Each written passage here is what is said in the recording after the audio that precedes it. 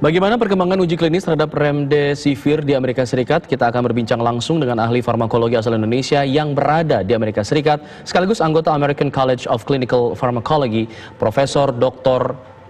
Taruna Ikrar, PhD. Selamat siang waktu Indonesia, Profesor. Selamat malam waktu Amerika berarti ya. Iya. Baik, Prof. Apa benar ini Remdesivir sudah bisa efektif begitu mengobati pasien COVID-19 berdasarkan hasil uji klinis yang dilakukan oleh Amerika begitu? Ya, jadi intinya begini, Remdesivir ini sebelum dilakukan uji klinis sudah dituntaskan uji in vitro, terus dilakukan uji preklinis toksisitas, dilanjutkan dengan uji 1, 2, dan 3. Dan pada fase uji ketiga, 3A kita sebut, dengan jumlah multicenter, dengan pasien yang 400-an pasien, itu menunjukkan manfaat yang bagus. Pasien-pasien yang, dan ini karya ini dipublish di New England Journal. New England Journal itu salah satu scientific journal yang sangat populer dan bergengsi, dalam artian kredensial dan credibility keilmuannya sangat diakui. Oleh karena itu, itulah yang membuat masuk kepada fase 3B ini, obat ini. Dan obat ini sekarang lagi diuji kepada 2.500 pasien di seluruh Amerika, salah satunya di Universitas California. Nah, dengan konteks seperti itu, kita berharap dalam beberapa minggu ke depan, karena kan ada fase ujinya di timeline-nya itu kurang lebih cuma 3 minggu. Asumsinya kan juga pasien di Amerika begitu banyak. Jadi selama ini kelihatannya sudah memberikan dampak yang signifikan. Tetap ada side effect, tapi masih dalam side effect yang terkontrol. Misalnya mual pasien dan sebagainya, karena mungkin ada sedikit peningkatan dari segi jumlah fungsi hatinya ya. Nah, tapi dalam konteks yang lebih umum, itu semua masih bisa ditolerir. Nah, kemudian yang paling penting dalam uji klinis itu, kita harus lihat kriteria inklusif dan kriteria eksklusifnya. Kalau inklusif itu artinya bagaimana dengan kriteria itu, dia dimasukkan ke dalam grup penelitian, sedangkan eksklusif dikeluarkan dari grup. Dan itu harus bersifat juga blind random, artinya siapa yang diberikan obat kontrol ataupun vehicle ataupun diberikan remdesivir harus dibedakan sehingga secara statistik lebih terukur. Tapi dalam konteks sampai sekarang ini kelihatannya pasien-pasien memberikan penampakan yang cukup bagus dalam artian, dan ini merupakan harapan. Kalau ini sudah sukses uji klinis 3B ini, maka diharapkan itu akan bisa mendapatkan persetujuan dari Badan POM Amerika yang kita sebut dengan FDA of Amerika. Mungkin begitu saya kembalikan. Hasilnya terlihat sudah cukup bagus. Artinya di sini bagus, di sini mereka sampai dalam tahapan sembuh atau perbaikan kondisi saja begitu? Tahapan sembuh. Pasien-pasien yang dari awalnya masuk dengan menggunakan ventilasi dengan CIVR ya. Kan kita tahu COVID-19 ini ada 3 variabel, ada yang asimptomatik, ada yang simptomnya mild, dan ada yang severe. Nah, yang kriteria inklusif pada riset ini harus yang severe, yang membutuhkan pertolongan. Dan ternyata pasien-pasien yang seperti ini menurut laporan mengalami perbaikan, dan sebagian hampir 70% sudah keluar dari rumah sakit. Artinya uji klinisnya sudah mengobati untuk 3 kategori fase penyakit tadi, yang tanpa gejala, gejala ringan, dan yang gejala berat begitu. Semuanya sudah bisa terlihat hasilnya begitu. Untuk uji ini difokuskan pada kriteria inklusif yang severe. Yang mild atau yang ringan atau tanpa gejala tidak diobatin. Tapi yang dikhususkan untuk riset remdesivir ini difokuskan pada pasien yang harus rawat inap dengan kriteria-kriteria berat yang sehingga kan lebih bisa terukur. Tadi dokter juga mengatakan ada timeline 3 minggu begitu. Apakah ini kemudian timeline 3 minggu untuk pengobatan uji klinis di tahap 3B ini, atau sudah melalui dalam tahap 3 minggu sebelumnya sehingga masuk ke tahap yang selanjutnya ini? Begini, bahasa timeline 3 minggu itu artinya dalam pemeriksaan pasien-pasien, kan pasien kan tiap hari ada yang datang, ada yang keluar ya. Jadi pemeriksaannya begini, karena pasien remdesivir untuk kasus ini diberikan secara intravena, bukan sekedar minum, tetapi disuntikkan lewat infus. Nah, itu pada hari pertama, misalnya pasien dia masuk ke ICU atau butuh ventilasi, nah, hari pertama disuntikkan langsung dengan apa yang disebut dengan 200 mikrogram. Terus nanti setelah itu, hari-hari berikutnya tinggal 100 sampai dengan hari ke-10. Dan setelah itu tuntas, baru dievaluasi bagaimana perkembangannya. Tentu tiap hari juga dilakukan evaluasi. Artinya sudah sejauh mana hasil uji klinis ini akan kemudian kemungkinan untuk disahkan dan diedarkan secara luas? Apakah masih kecil kemungkinannya atau justru besar melihat perkembangannya? Karena dia sudah melalui fase yang cukup panjang ya, walaupun terdapat expedite proses. Kan sebetulnya penemuan obat itu butuh waktu lama, tapi ini kelihatannya dalam waktu mendekati kurang dari 6 bulan sudah ada proses yang sangat signifikan. Itu artinya bahwa dia sudah melalui mulai dari fase in vitro, terus fase preklinis, toksisitas, terus masuk uji klinis 1, 2, dan 3, dan sekarang masuk 3B yang disebut dengan multicenter, dan yang sebelumnya itu semuanya menghasilkan nilai yang bagus. Jadi para peneliti, termasuk tentu sponsor dari riset clinical trial ini optimis, dan tentu ini kan ditunggu bukan hanya oleh masyarakat Amerika, tapi saya kira masyarakat seluruh dunia. Baik. Prof, artinya ini remdesivir ini adalah obat yang sudah ada dan tidak perlu ada campuran obat lainnya lagi begitu untuk mengobati dalam hasil uji klinis ini? Begini, kenapa dipilih remdesivir? Ini karena berdasarkan uji in vitro, itu diuji ada 7 jenis obat ya. Ada 6 jenis antivirus, ya kan? Kan antivirus ini diujikan terus ditambah dengan kloroquine diuji. Ternyata dalam uji in vitro itu ada 2 yang keluar sebagai promising result, yaitu kloroquine dengan remdesivir. Nah, setelah itu dilakukan uji, 2 obat ini dipilih, dilakukan uji kepada rhesus makau atau binatang, semacam monyet, terus dan hasilnya juga bagus, dan setelah itu masuk kepada uji pada manusia. Jadi, tapi kenapa dipilih remdesivir? Karena drug of choice untuk penyakit virus adalah tentu antivirus. Remdesivir adalah antivirus, sedangkan kloroquine adalah anti malaria. Tetapi dua-duanya mempunyai peran. Kalau kloroquine itu dia menurunkan asam dari intraseluler dari virus, sehingga itu juga bisa menyebabkan kematian dari virus. Tapi kalau remdesivir dia bekerja pada apa yang disebut dengan polymerase reaction atau independen daripada penyakit ini atau virus ini, sehingga dia bisa memotong replikasi virus itu supaya tidak berkembang. Dan oleh karena itu dipilih remdesivir. Itu ada 2. Kalau kita juga lihat kalau kloroquine side effect-nya kan sangat banyak, mulai dari side effect yang ringan tapi sampai yang berat merupakan kegagalan jantung. Oleh karena itu maka saya melihat remdesivir merupakan salah satu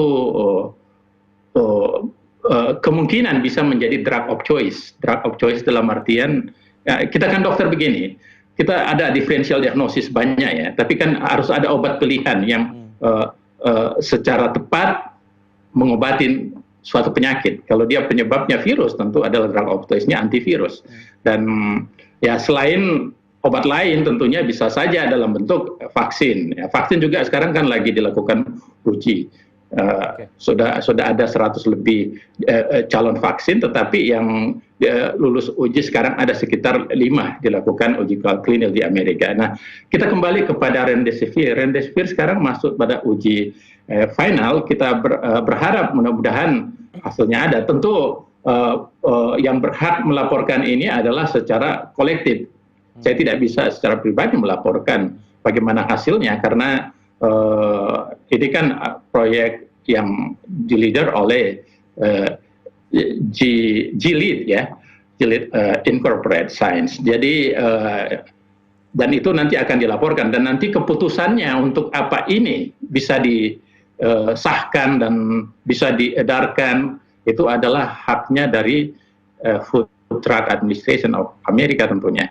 Ya tentu, tapi saya melihat karena ini menjadi obat yang dinanti-nanti, bisa saja ada di Amerika ada juga disebut proses expedite proses untuk obat-obat tertentu dan ini saya kira bagian dari suatu obat yang sangat dibutuhkan. Ya kita berdoa mudah-mudahan hasil uji klinis tahap akhir ini bisa dalam waktu yang tidak terlalu lama akan diumumkan dan bisa bermanfaat bagi orang banyak.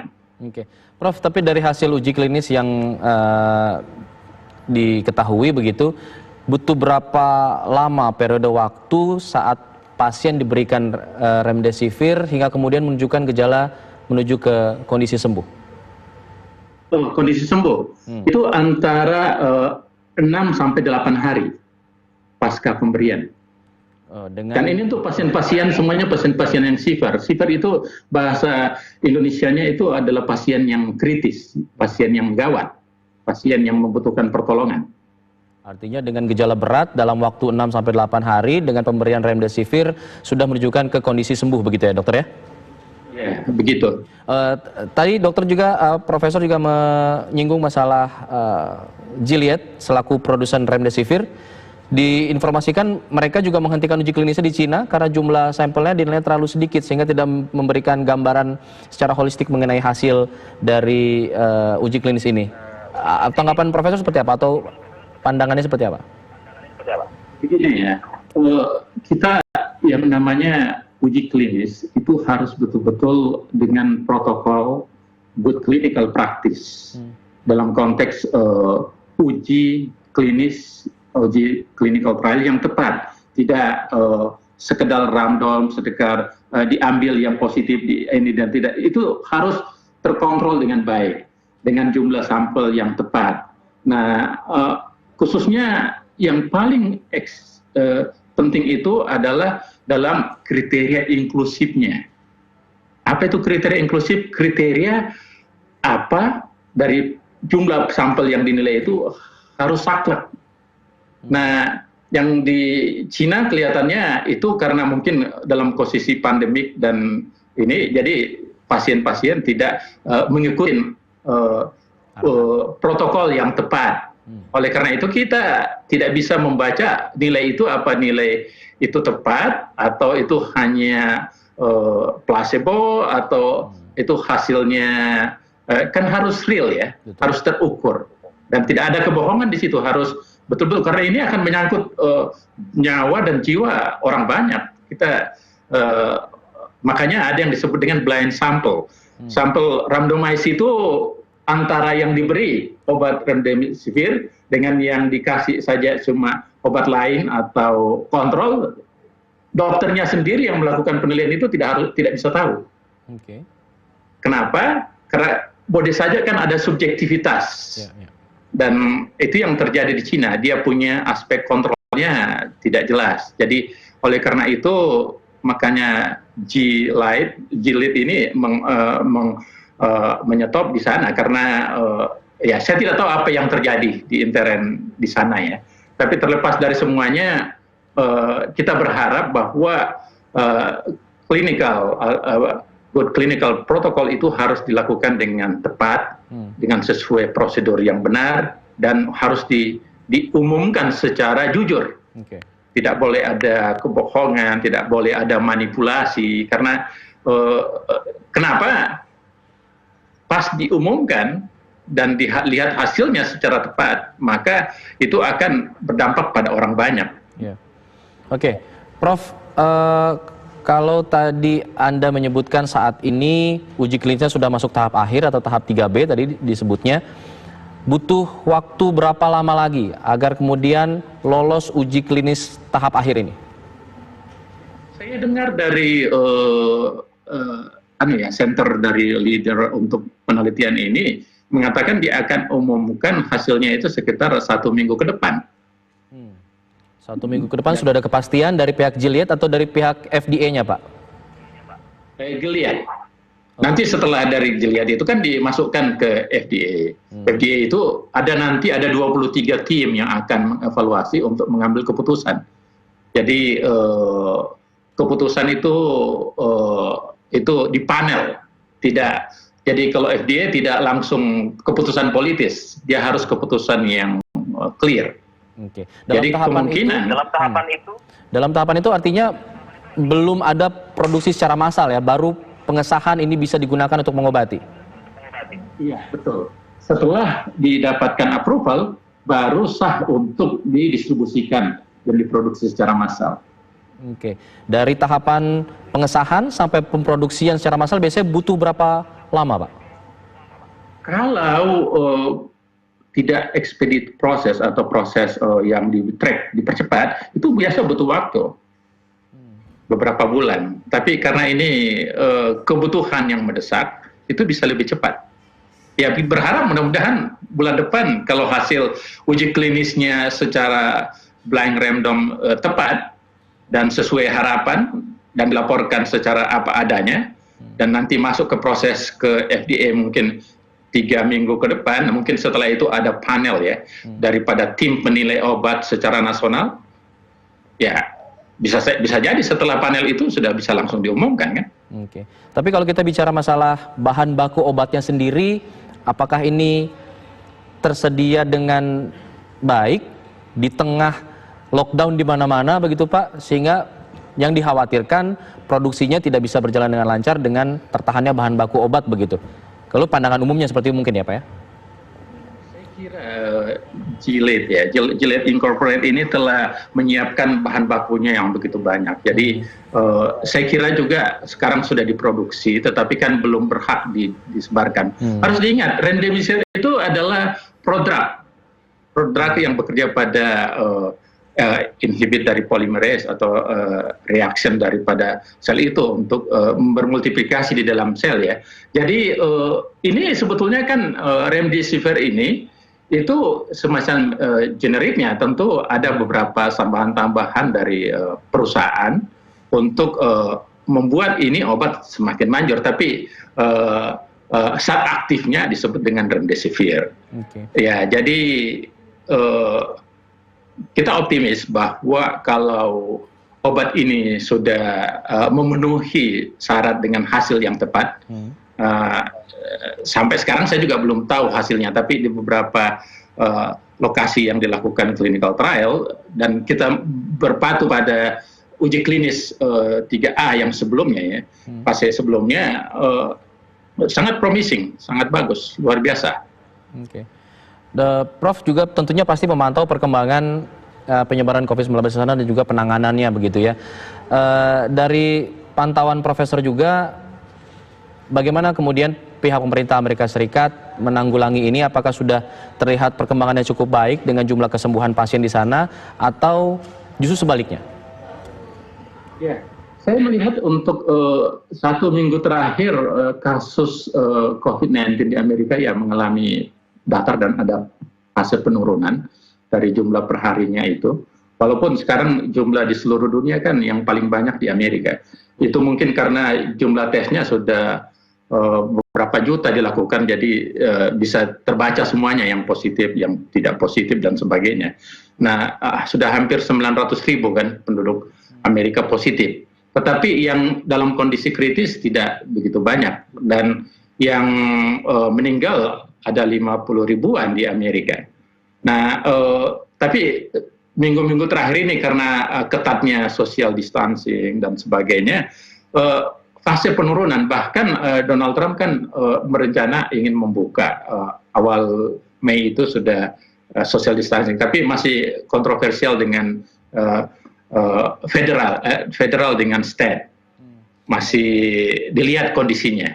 Tapi kondisi current condition sekarang ini mengalami stabil penurunan gitu.